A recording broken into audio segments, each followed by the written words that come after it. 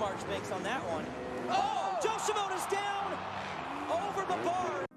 Welcome back to another Roto-Moto injury update. Indianapolis didn't have any major crashes or injuries during the night show, but that doesn't mean there wasn't carnage leading to question marks for Seattle.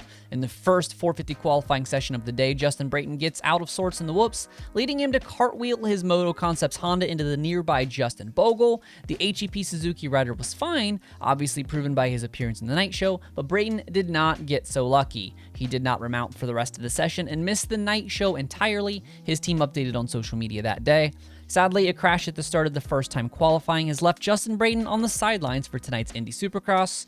JB suffered a mild concussion and did not pass the testing protocol, said team manager Tony Alessi. He will rest up and hopefully be well enough to return next weekend in Seattle. Unfortunately, JB still isn't up to racing, releasing this statement on Thursday. After a get-off last weekend in Indy, resulting in a concussion, I'm going to sit this weekend in Seattle out. After consulting my doctor, talking with the team and my family about it, we think it's best to wait and get back on the bike next weekend and be 100% ready for St. Louis in a couple of weeks. Good thing is, I'm feeling totally fine and have been in the gym and on a bicycle a few times this week, but Supercross is a different beast, and at this point in my career, it's best to be smart. See you in a couple weeks. Later in the same qualifying session, Shane McElrath had a tough crash in the segment immediately following the whoop section that claimed Brayton. After getting checked out by Alpinestars medical team, Shane said, "Pretty bummed out I'm not lining up tonight. Crashed in the first time practice and hit my head pretty good and hurt my knee. Got a big kick going onto the tabletop and was just trying to save that one, and the step off was just a little bit too big to make it off. Going to get checked out this week and hopefully get back to work." Word was circling Wednesday that Shane would be out for Seattle after a few high-profile privateers were approached for a factory fill-in ride, and Rocky Mountain KTM made it official Thursday night with a statement. Shane McElrath will sit out this weekend's Supercross Live round in Seattle. After going down during qualifying in Indianapolis and hitting his head, Shane rode Thursday afternoon and concluded he wasn't where he needed to be yet. He will sit out round 12 and not race Saturday. His teammate Max Anstie has been dealing with broken ribs and was hoping to return for Indianapolis, but then was hoping to return for Seattle, but with only 3 days on the bike since his crash, it doesn't appear he will line up. With Rocky Mountain pursuing a fill-in ride, it's likely Mad Max will not return for Seattle and will instead take this and the off week to get ready for St. Louis.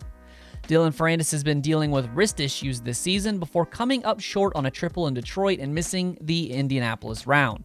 Dylan explained it on his Instagram. "Unfortunately, I will not be lining up in Indy for this weekend. During the main event in Detroit, I took a deep rut on the over-on-off jump and landed too short on the front wheel. I didn't crash, but my right wrist absorbed all of the impact, and I had to withdraw from the race. Diagnosis show nothing's broken, just bone bruise luckily, but the pain and soreness will not allow me to ride at the level I am supposed to. It's been a tough first part of the season so far, and I am very frustrated to have not been able to show yet what I am capable of. But it's part of racing. Glad I have a good team and people around me to be supportive in this difficult time." PulpMX's Steve Mathis reported on Twitter that Dylan will miss Seattle as well, and it's very likely he will sit out the rest of the Supercross season. The defending outdoor 450 champion has had a very disappointing sophomore year in the class, and I don't blame him or the team for wanting him to heal up to 100% to defend his title outdoors.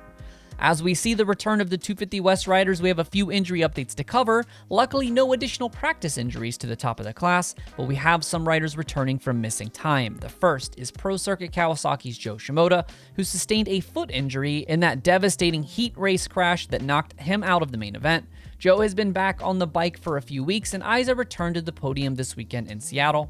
And finally, BarX Suzuki's Carson Mumford suffered a torn labrum in his left shoulder after his crash in Glendale. This forced him to miss a few rounds, but it didn't require surgery, and he still traveled with the team. He marked his return with a simple Instagram post stating, "Ready to get back racing this weekend." The season has seen all three classes gutted with crashes and injuries, and the 250 West has had the worst of it. Just 6 races in, and Christian Craig already has an entire race lead in the championship, in addition to Eli Tomac's 51-point lead in the 450s. The racing has been great, but it's been a long time since we've had all 3 titles so uncontested. We haven't had the red plate change hands since Eli Tomac took it from Barcia in the 3rd week. Has this been the most boring season from a championship standpoint we've ever had in the modern era? Let me know in the comments if the fantastic individual racing has made up for a lack of championship drama in 2022. And while you're down there, hit the like button and be sure to subscribe to Rotomoto for more breaking news and analysis like this. If you value the content I put out, please consider joining me on Patreon. For just about $1 per week, you help me continue to make this content for you, and are also entered to win race shoes and autographed memorabilia from your favorite riders. 2 lucky winners this month will take home Robbie Wageman jerseys for the month of March. Thanks as always for watching Rotomoto. My name is Donnie. Keep it pinned to the weekend.